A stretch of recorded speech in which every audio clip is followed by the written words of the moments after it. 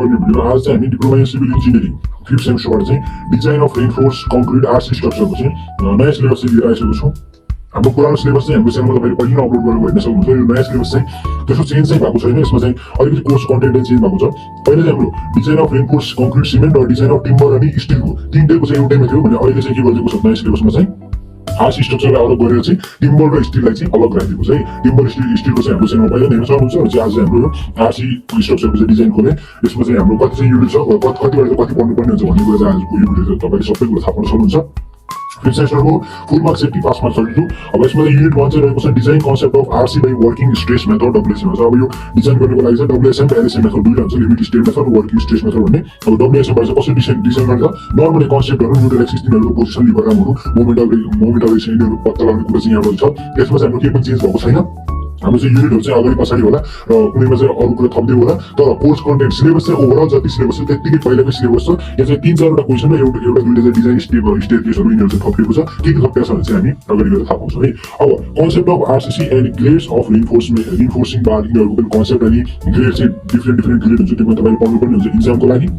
Grades and properties for concrete and steel. Concrete अनि स्टिलको चाहिँ ग्रेड अनि प्रोपर्टी चाहिँ के कस्तो हुन्छ जुन चाहिँ हाम्रो मेन इम्पोर्टेन्ट क्वेसन भयो। स्टिल इन्फोर्समेन्ट चाहिँ यो इम्पोर्टेन्ट क्वेसन पहिलेदेखि नै सुन्दै त्यस्तै डब्ल्युएसएम अफ डिजाइन। अब डिजाइन कसरी गर्ने डब्ल्युएसएमबाट यिनीहरू डब्ल्युएसएम वर्किङ स्ट्रेस मेथडको एजुम्सन पहिला पनि सुन्दै मेरिट अनि लिमिटेसन मेरिट भनेको चाहिँ त्यही विषयबाट एडभान्टेजहरु अनि स्ट्रेस स्ट्रेन डायग्राम। एउटा मेन सोध्ने भनेको चाहिँ ग्रेडहरुको प्रोपर्टिज हो एजुम्सन अनि स्ट्रेस स्ट्रेन डायग्राम जुन 12 मार्क्सको चाहिँ सोध्ने गर्छ है। त्यस्तै neutral axis it's position Libre arm जस्तै मोमेन्ट अफ रेजिस्टेन्सहरुको चाहिँ हाम्रो मेन चाहिँ सर्ट टर्ममा सोध्ने गर्छ। त्यस्तै अन्डर रेनफोर्स यो चाहिँ हाम्रो अझै इम्पोर्टेन्ट भयो under reinforce section over reinforce section अनि ब्यालेन्स सेक्सन भनेको चाहिँ यो पनि हाम्रो इम्पोर्टेन्ट भयो। यस्तै बिहेभियर अफ आरसीसी बेन्डिङ यसको चाहिँ पुरै डेरिभेसन चाहिँ हाम्रो च्यानलमा पहिला अपलोड गरेको हेर्न सक्नुहुन्छ। यस्तै एनालाइसिस एन्ड डिजाइन अफ अब डिजाइन कसरी गर्ने सिंगली रेनफोर्स रेक्टेंगुलर सेक्सन र डबली रेनफोर्स रेक्टेंगुलर सेक्सन यसको चाहिँ डिजाइन प्रोसिजर डिजाइन स्टेप र हामीले डिफरेन्ट टाइपको चाहिँ धेरै नै लगभग एउटाको यस्तो सिंगलीको डब्लीको मात्र 4-5 वटा भिडियो पहिला नै हाम्रो च्यानलमा अपलोड गरिसकेका छौँ। जस्तै कन्सेप्ट अफ शेयर एन्फोर्समेन्ट यति कुरा चाहिँ तपाईले हेर्नुपर्ने हुन्छ।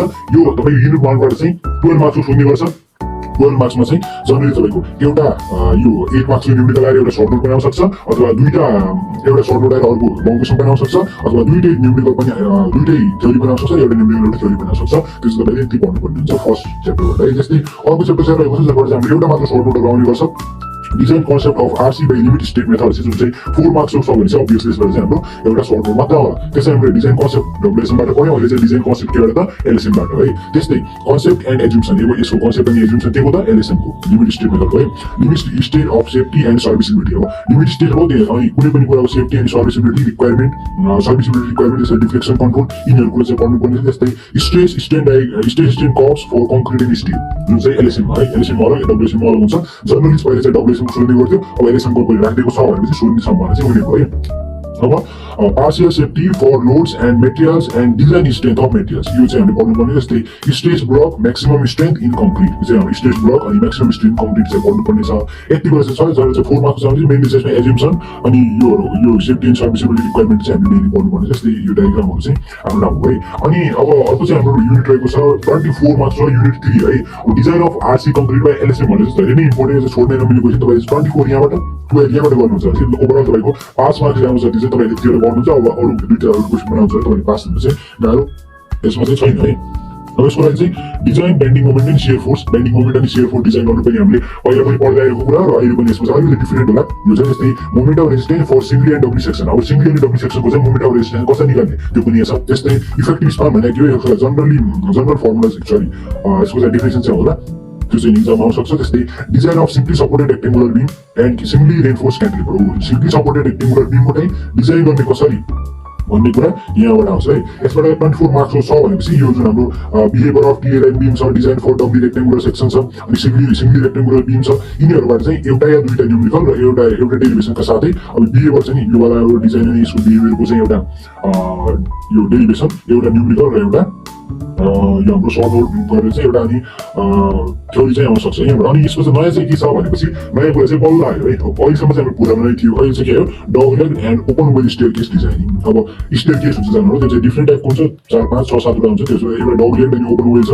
अनि त्यस्तै यस्तै छ अरु पनि एउटा। अब यो दुईटाको चाहिँ डिजाइन मात्र, यो दुईटाको मात्र डिजाइन चाहिँ हाम्रो अहिलेको सिलेबसमा राखेको रहेछ है। यो चाहिँ हाम्रो नयाँ कुरा छ, मैले न्यू लेखेको छु। यसको लागि तपाईले पीडीएफ चाहियो भनेपछि हाम्रो कमेन्ट बक्समा अथवा डिस्क्रिप्सन बक्समा चाहिँ यसको लिंक पनि पेस्ट गरिदिन सक्छु, त्यहाँबाट तपाईले डाउनलोड गर्नुहुन्छ है। अब यतिकै चाहिँ रहेको छ 24 मार्क्स। जस्तै युनिट 4 मा चाहिँ जान्छ। अब हामी युनिट 4 चाहिँ रहेको छ design of RC beams on shear by LSM. अब एलएसएम बाट नै हाम्रो ओभरअल क्वेशन चाहिँ एलएसएम बाट नै सल्भ हुन्छ आरसीसी को। अब डब्ल्युएसएम को चाहिँ खाली बेस कन्सेप्ट मात्र हो, हाम्रो च्यानलमा पनि हामीले एलएसएम बाट नै सल्भ गरेर राखिदिएको छु है। अब shear behaviour and shear failure. Shear behaviour भनेको के हो र शियर फेलियर भनेको के हो, यो पनि हाम्रो इम्पोर्टेन्ट क्वेशन हो 12 मार्क्सको लागि। यो 8 मार्क्सको क्वेशन आउन सक्छ। जस्तै design of shear stress on concrete in the form of stirrups and bent of bars. त्यस्तै bond stress its type and check for. Bond भनेको बन्ड स्ट्रेस भनेको यो कुरा चाहिँ हाम्रो नयाँ छ है। यो पनि एउटा नयाँ कुरा, यो पनि एउटा नयाँ कुरा छ। अहिलेसम्म दुईटा क्वेशन चाहिँ मेन दुईटा क्वेशन चाहिँ नयाँ हुन्छ। अब सानसानो कुनै ठाउँमा सर्ट नोटहरू होला, कुनै ठाउँमा सानसानो थ्योरीहरू चाहिँ हामीले लेखेको छैन। अब मेन कुरा चाहिँ दुईटा अहिलेसम्म आउँछ है।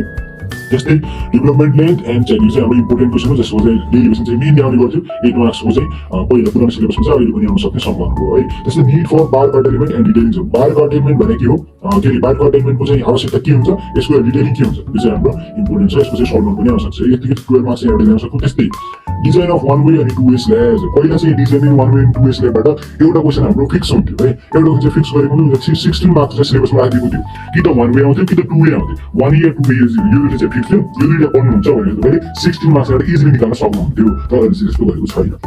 अहिले चाहिँ अब हामी यो पुरै अलग्गै बनाउनु भएको कारणले चाहिँ होला 12 मार्क्स राखेको छ। अब 8 देखि 12 मार्क्स सम्म आउन सक्छ। 8 मार्क्सको पनि आउन सक्छ 1 वे एन्ड 2 वे।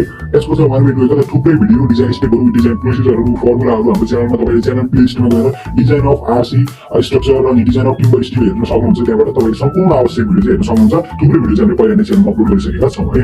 अब यतिकै छ। अब यसको लेन्थी छ, प्रोसेस चाहिँ लेन्थी हुन्छ, तर एकदमै सजिलो हुन्छ है। त्यो चाहिँ तपाईले हेर्न सक्नुहुन्छ। अब यसको इन्ट्रोडक्सन 1 वे स्लेब भनेको 2 वे स्लेब भनेको क्लासिफिकेसन कसरी चाहिँ स्लेबलाई कसरी क्लासिफाई गरेको यसरी।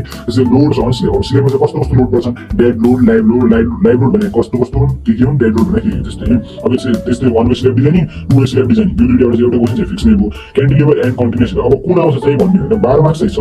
12 मार्क्सको पुरै यो आउँछ कि अब 8 मार्क्सको एउटा न्युमेरिकल आएर 4 मार्क्स सर्ट नोट आउँछ कि, त्यो चाहिँ हाम्रो हुन्छ है।